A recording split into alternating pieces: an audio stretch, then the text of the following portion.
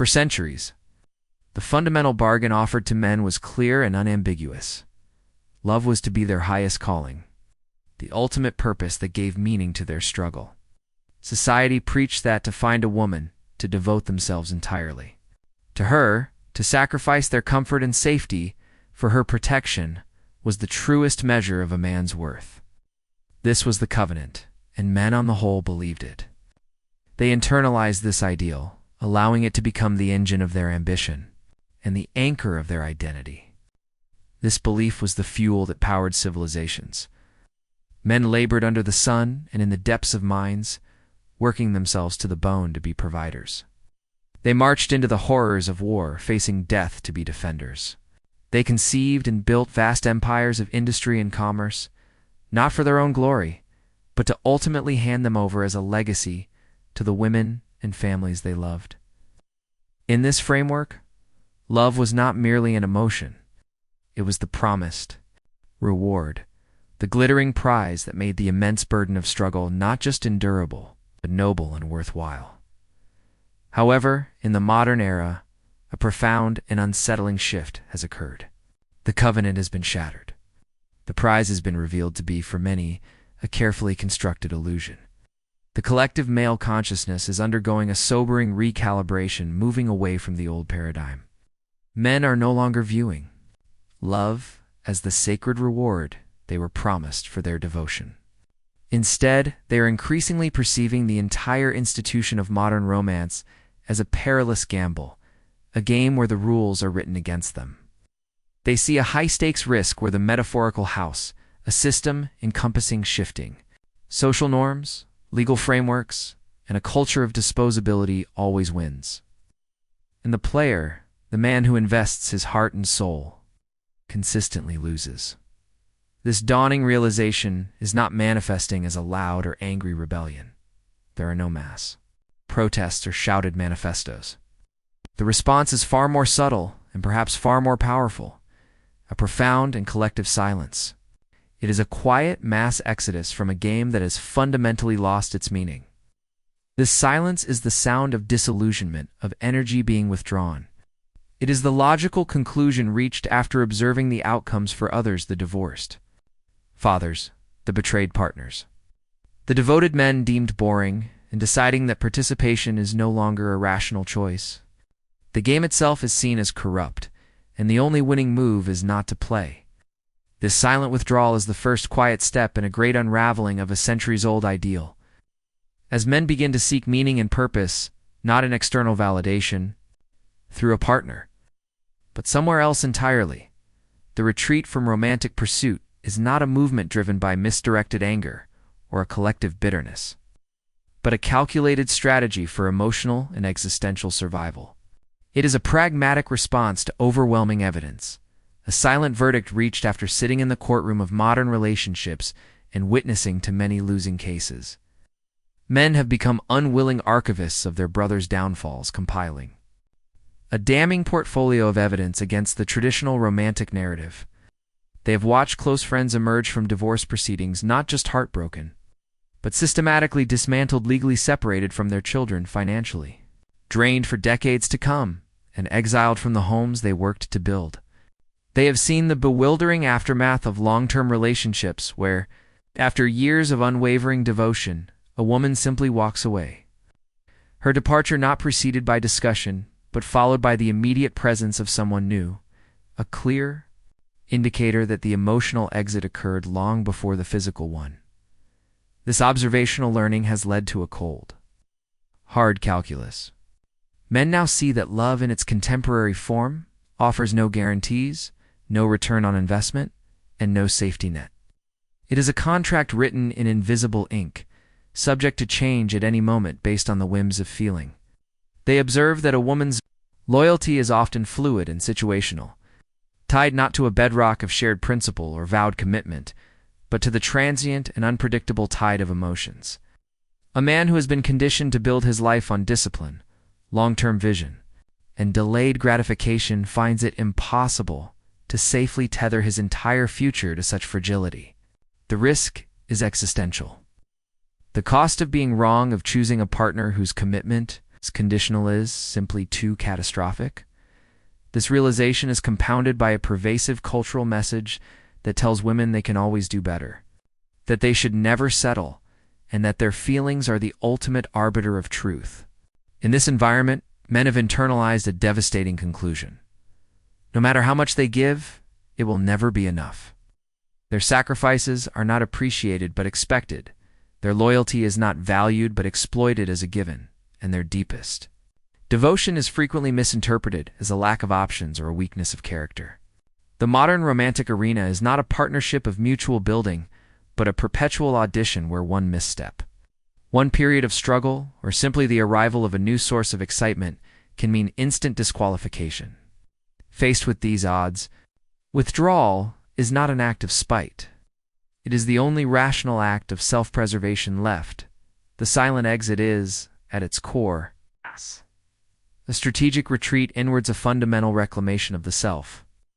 It is not a loud protest aimed at the outside world, but a quiet, deliberate revolution of personal priorities.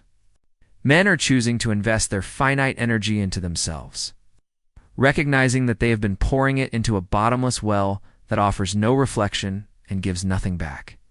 This shift is a move from seeking external validation to cultivating internal stability. The chaos of navigating another person's fluctuating emotions, of constantly performing to maintain interest, is being traded for the profound quiet of self-possession. The choice is not between relationship and loneliness, but between internal peace and external chaos. This awakening is driven by the clear-eyed recognition that the love on offer is often a conditional transaction, not a sacred bond. That their value is frequently measured by utility, what they can provide, how they can perform, and how effectively they can stimulate a partner's emotions to fit a temporary fantasy. They are not loved for their core character, their steadfastness, or their principles, but for the feelings they can generate in the present moment. This realization is a cold shower.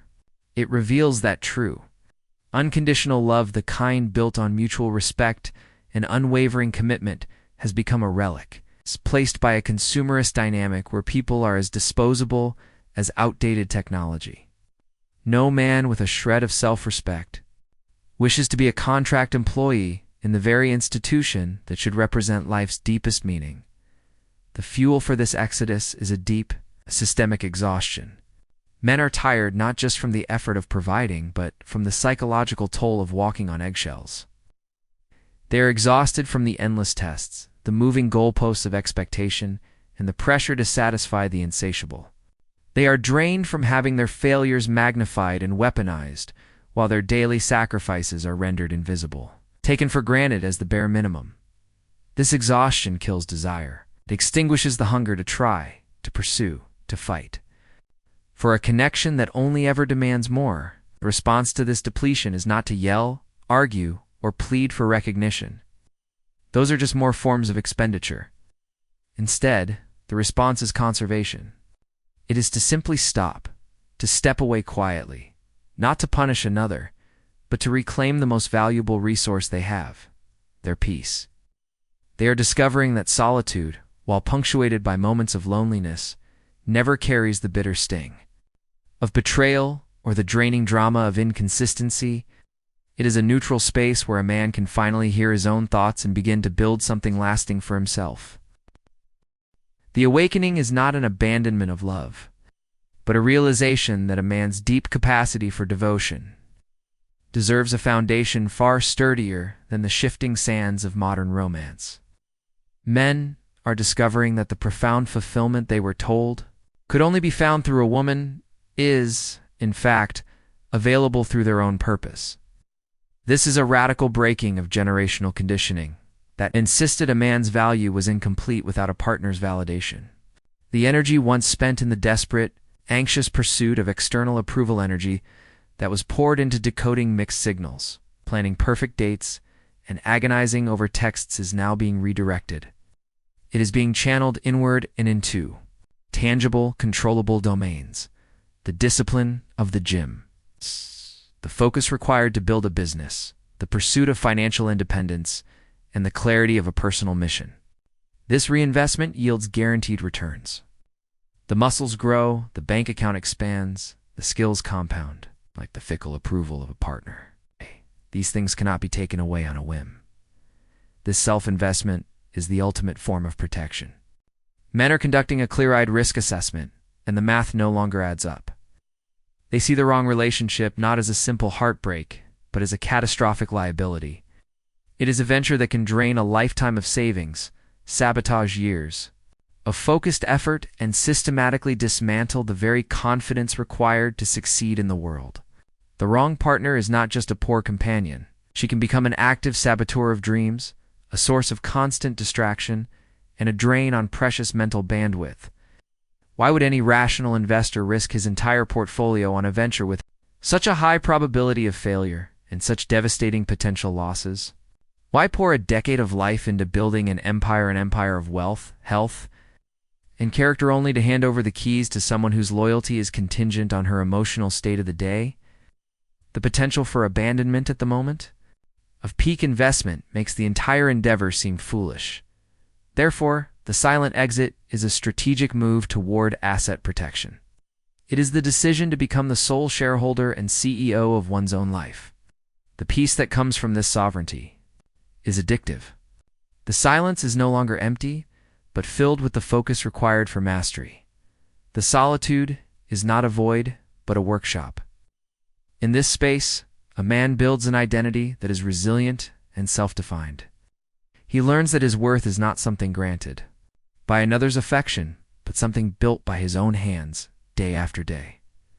This makes love optional, not essential. It moves from being a necessity that he desperately needs to a luxury he may consciously choose. And when the desperate need dies, it is replaced by a powerful, unshakable leverage. The leverage of a whole man who is complete unto himself, who invites a partner to join his journey not out of lack, but out of abundance. The silent exit is not an admission of defeat, but the ultimate expression of strength. It requires a formidable will to consciously walk away from the very game you were raised to believe was your sole purpose for being. The men who disengage are not broken, bitter, or incapable, they are awakened. They have traded the exhausting pursuit of a fading illusion for the solid ground of clarity. This choice to value peace over validation, freedom over fantasy, and purposeful solitude over enslaved partnerships, the most powerful stand a modern man can take. It is a rebellion not with flags and shouts, but with a quiet, unwavering refusal to participate in their own depletion. This movement signifies not the death of love, but the death of a specific, corrupted ideal of it. Men are not giving up on genuine connection. They are giving up on a parasitic version that drains them, betrays their trust, and mocks their deepest expressions of loyalty. They are stepping away not from women as a whole, but from the designated role of the disposable utility in a system that offers no security in return. They are choosing themselves, their mission, their peace, their own company. This is the final stage of the awakening, the understanding that love, when it is real, should be an addition to an already complete life, not the missing piece that completes it. When a man makes this choice and roots himself in his own truth, he becomes unbreakable. External circumstances lose their power to devastate him. Romantic love may come and go, emotions will inevitably fade, and people may choose to leave his life. But a man who is anchored in his purpose and has built a life of self-respect possesses a core stability that cannot be shaken by these external shifts. He is the source of his own value. This inner fortitude is the true revolution. It is not men demanding change from the outside world. It is men changing themselves from the inside out, becoming untouchable to the chaos they once tolerated. They disappear into their purpose, not with a sense of loss, but with a sense of profound discovery. They become the calm, focused, and self-possessed architects of their own destiny, answerable only to their own code. This is the final, unassailable truth they have learned. That the only validation that ever truly mattered was the validation they had the power to give themselves. All along,